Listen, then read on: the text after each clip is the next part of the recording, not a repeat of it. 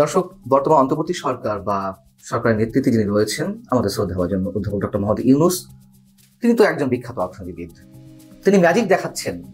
তার ম্যাজিকে দেশের অর্থনৈতিক কর্মকাণ্ড নাকি চাঙা হচ্ছে, দেশের মানুষ ভালো আছেন।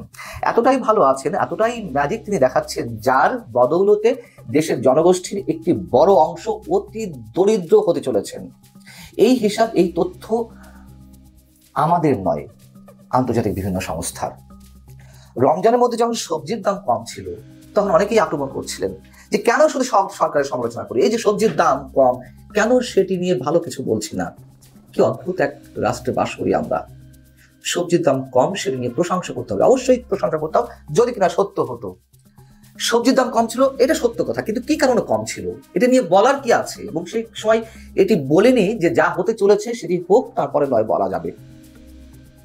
এমনিতেই শীতের সাথে ওভারল্যাপ করলে রমজানের সময়টি সবজির দাম তখন কম থাকে, আর যাও কিছু বাড়ার সম্ভাবনা ছিল, আশঙ্কা ছিল, সেটি সরকার অনেক কষ্টে সামাল দিয়েছে, যাতে রমজানের বিষয়টি সবারকে নোটিশ করে বেশি, যাতে মানুষের চোখে না পড়ে। রমজান যেতে না যেতেই সেই চিত্রটি দেখা গেল। শুধু সয়াবিন তেলের দাম লিটার প্রতি 14 টাকা বাড়লো, যেখানে আন্তর্জাতিক বাজারে সয়াবিন তেলের দাম এখন অনেক কম। সেই মুহূর্তে কেন দেশের বাজারে দাম বাড়ে? এবং অন্যান্য জিনিসপত্রের দামও চড়া হতে শুরু করেছে। আর উল্টো দিকে আমাদের কৃষক আলুর দাম না পেয়ে, পেঁয়াজের দাম না পেয়ে, ন্যায্য মূল্য না পেয়ে তারা একে একে হতাশায়, বঞ্চনায় নিজেদের জীবন মৃত্যুর হাতে সঁপে দিতে শুরু করলেন। এতটাই আমরা ম্যাজিক দেখছি যে সেই ম্যাজিকের বলে নতুন করে এই বছরে 30 লাখ মানুষ অতি দরিদ্র হতে চলেছেন। এবং শুধু অতি দরিদ্রের হার নয়, জাতীয় দারিদ্র্যের হারও বাড়বে। এটি খোদ বিশ্ব ব্যাংকের প্রতিবেদনে এটি উঠে এসেছে। এবং বিশ্ব ব্যাংকের যে আশঙ্কা, সেই আশঙ্কার সাথে দেশের অর্থনীতিবিদরা একমত পোষণ করছেন। বিশ্ব ব্যাংক বলছে অতি দারিদ্র্যের হার বাংলাদেশে 7.7% ছিল গত বছর, সেটি 2025-এ এসে দাঁড়াবে 9.3%। জাতীয় দরিদ্রের হার ছিল 20%, সেটি 2025 সালে বেড়ে দাঁড়াবে 22.9%। সরকারের যে গবেষণা সংস্থা বিবিএস, বাংলাদেশ পরিসংখ্যান ব্যুরো, তারাও বলছে যে 2022-এ 18.7% দারিদ্র্যের হার ছিল, সেখানে সেটি বাড়ছে। এবং তার সঙ্গে একই সুরে কথা বলেছে সরকারের আর এক সহযোগী সংস্থা বাংলাদেশ উন্নয়ন গবেষণা প্রতিষ্ঠান। তারা বলছে 2 বছর আগের চেয়ে দারিদ্র্য এবং খাদ্য নিরাপত্তা পরিস্থিতি অবনতির দিকে যাচ্ছে। মানদণ্ডটা কিভাবে নির্ধারণ করা হয় দারিদ্র, অতি দারিদ্র? আন্তর্জাতিকভাবে দিনে যদি $2.15 উপার্জন করে খাদ্য এবং খাদ্য বহির্ভূত পণ্য কেনার সামর্থ্য না থাকে, তাহলে সেই মানুষদেরকে অতি দারিদ্র সীমার নিচে ধরা হয়। আর আমাদের দেশের যে জাতীয় মানদণ্ড, সেটি হচ্ছে প্রতি মাসে 3,822 টাকা খরচ করার সামর্থ্য যদি কারণ না থাকে খাদ্যপণ্য এবং প্রয়োজনীয় সেবা কেনার জন্য, তাহলে তিনি দারিদ্র সীমার নিচে বলে ধরে নেওয়া হয়।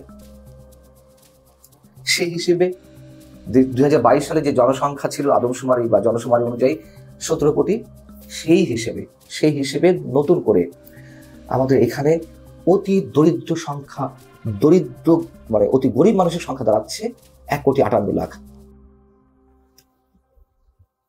কেন এমনটি চলছে? পিছনের কারণগুলো কি? খুব সহজ, আমরা দেখতে পাচ্ছি অর্থনৈতিক কর্মকাণ্ড স্লথ গতিতে চলছে, রাজনৈতিক অনিশ্চয়তা এবং রাজস্ব আদায় ঘাটতি আমরা দেখছি, যার কারণে বিভিন্ন পণ্যের উপরে অতিরিক্ত শুল্ক আরোপ করা হলো বছরের মাঝামাঝি সময়ে এসে। জাতীয় রাজস্ব আদায় ঘাটতি দেখা দিয়েছে 65,000 কোটি টাকা। বোঝাতে যাচ্ছে সুশাসন কোথায় গিয়ে ঠেকেছে। এবং কর্মসংস্থানের অভাব। বিদেশি বিনিয়োগ 71% কমেছে। বিদেশি বিনিয়োগ কোন আস্থার জায়গা থেকে? খোদ বিশ্ব ব্যাংক বলছে তাদের প্রতিবেদনে সরকার বেশ কিছু সংস্কারের কার্যক্রম হাতে নিয়েছে, এবং সেই সংস্কারগুলো কতটা মূলা হিসেবে আমাদের সামনে ঝুলিয়ে রাখা হচ্ছে সেটাও আমরা জানি। তারপরে বিশ্ব ব্যাংক বলছে যে পুলিশ বাহিনী পুরোপুরি কার্যকর না হলে নিরাপত্তা নিয়ে অনিশ্চয়তা থেকে যাবে। পাশাপাশি জাতীয় নির্বাচন কবে হবে তা নিয়েও রয়েছে ঘোরতর অনিশ্চয়তা। নির্বাচনের সময় নিয়ে রাজনৈতিক দলগুলোর মধ্যকার মতের অমিলের কারণে রাজনৈতিক উত্তেজনা ভবিষ্যতে আরো বাড়তে পারে, এবং এটাকেই সরকার ক্যাশ করছে। এই যে রাজনৈতিক মতবিরোধ, কেউ পুরোপুরি সংস্কার না করে নির্বাচন চাইছে না, কেউ প্রয়োজনীয় সংস্কার বা মৌলিক সংস্কার করে নির্বাচনে যেতে চাইছে, এটিকে আবার সরকার ক্যাশ করার চেষ্টা করছে যে আপনারা নিজেরা একমত হয়ে আসেন, তো আপনারা নির্বাচন দেব। এবং কারা নির্বাচন চাইছে না সেও তো আমরা জানি। তো এইসব কারণে অর্থনীতি ব্যাহত হবে স্পষ্টভাবে বলছে বিশ্বব্যাংক। এই যে নানান আয়োজন চলছে বিদেশি বিনিয়োগের, যে বিদেশি বিনিয়োগ আসছে, চীন $2.1 বিলিয়ন বিনিয়োগের প্রতিশ্রুতি দিয়েছে, সবই তো প্রতিশ্রুতি। এই যে বিনিয়োগ সম্মেলন হলো, ঘটা করে যে আয়োজন করা হলো, বলা হলো যে 3,100 কোটি টাকা বিনিয়োগ হবে, তাও প্রতিশ্রুতি, সবই প্রতিশ্রুতি। বিনিয়োগকারীরা বা বিদেশিরা এত বোকা নন, যেখানে বা যে রাষ্ট্রে রাজনৈতিক অস্থিরতা থাকবে তার ইনভেস্টমেন্টটি রিটার্ন করার কোনো ধরনের নিশ্চয়তা থাকবে না, তারা সেখানে ইনভেস্ট করতে আসবে। এতই সহজ। আর সেই বরাবরের মতোই আমাদের উন্নয়নের গল্প শোনানো হচ্ছে, রূপকথার গল্প শোনা হচ্ছে, আমরা সেগুলো গিলে, আমরা কেউ সেগুলো গলদঘরণ করে আমরা জয়গান গাইব সরকারের, আর যারা এসে তাল মিলাবে না তাদেরকে নানান ধরনের ট্যাগ জড়িয়ে দেওয়া হবে। ম্যাজিক বাস্তবায়ন হোক, তার আগে ম্যাজিকটা দেখতে চাই। ডক্টর মোহাম্মদ ইউনূস তিনি দারিদ্র নিরসন করেছেন, এটি বলা হয়। তার যে ক্ষুদ্র ঋণ কর্মসূচি, সেটি নিয়ে আমি এত বিস্তার বিতর্কে আর যাওয়ার চেষ্টা করবো না এই মুহূর্তে। তিনি কি করছেন সাধারণ মানুষের জীবন মানের উন্নয়নের জন্য, কি করেছেন, দয়া করে আমাদেরকে একটু হিসাব দিন। তার হিসাব দেওয়ার প্রয়োজন নেই, যারা তার সমর্থক তারা একটু বলুন প্লিজ যে এই হয়েছে। সবই প্রতিশ্রুতি, আর সেটিকে দেখানো হবে যে বাস্তবায়ন হয়ে গেছে বা চলে আসছে। এরকম শুভঙ্করের ফাঁকি মানুষের সামনে পরিষ্কার হয়ে ওঠে, এগুলো দেওয়ার লাভ নেই।